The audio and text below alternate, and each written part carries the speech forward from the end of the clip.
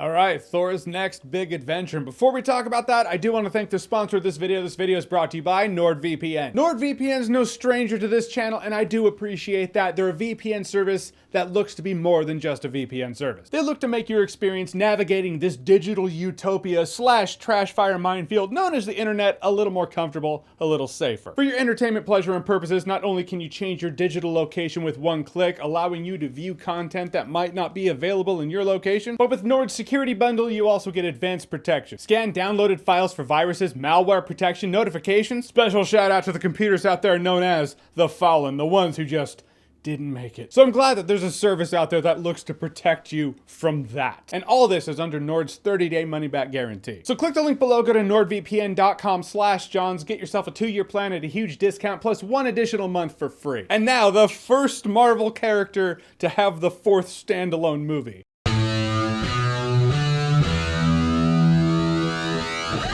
And just so you know, this is a spoiler-free review of Thor: Love and Thunder. No spoilers in this video, which means some of my thoughts might come across as a little vague, but I'll save the elaborations for the spoiler video I make this weekend. That's what they're there for. So rest easy. Thor: Love and Thunder is directed by Taika Waititi, and it's a sci-fi adventure slash 80s rock comedy that feels like an MCU parody that takes place in the MCU. First of all, the visuals. I thought the visuals were great. Whether it's some of the action sequences I can think of, some of the action sequences, they were clean, the hits were satisfying, or some of the creative visual calls in here.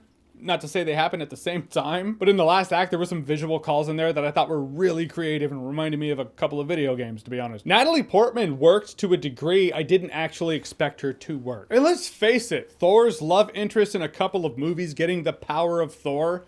I mean, if I can spell out a plot line, I never really required to see it's that. But with Jane Foster getting the powers of Thor, I was surprised at how vulnerable she still was. You can tell she's green at this superpower thing. She's asking Thor questions about how to be a superhero. I appreciated the surprising amount of vulnerability and humanity they brought to that character having these powers. And I was impressed with how much this movie got you to care about the two of them and their relationship. Especially since the last 2 movies, I felt like they were like, oh yeah, I find you attractive, you find me attractive.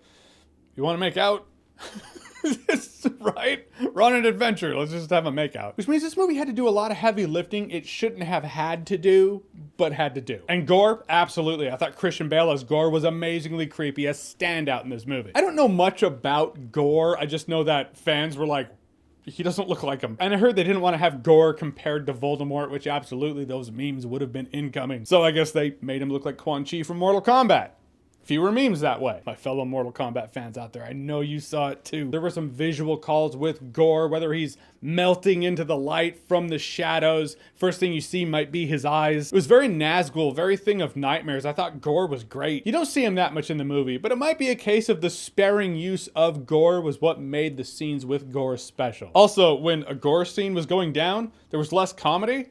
And I did appreciate that. It's like the movie was like, all right, let's take ourselves seriously. And before you ask, does this have more comedy than Thor Ragnarok? Absolutely. So if that wasn't your thing, this is definitely not going to be. It's almost shocking when it starts getting funny to the degree it does, and it just doesn't stop from there on. I mean, having comedy in the movie, that's fine. It's not a problem at all. But when your comedy leads to conflicting tone, it even leads to the movie feeling like a parody version of itself, that's probably not good. I mean, I was generally entertained, and I did laugh at some of the things that I'm talking about I find silly, if not stupid. In the sense that if Terrence and Phillip had come down through the Bifrost in Thor: Love and Thunder and did a musical number, I would do 2 things. I would chuckle and then think that's fucking stupid, which is pretty much what happened a lot in this movie. I would chuckle and then simultaneously think that's also fucking stupid. Here's the thing, there's actually a love triangle storyline in this movie between Thor, Mjolnir, and Stormbreaker.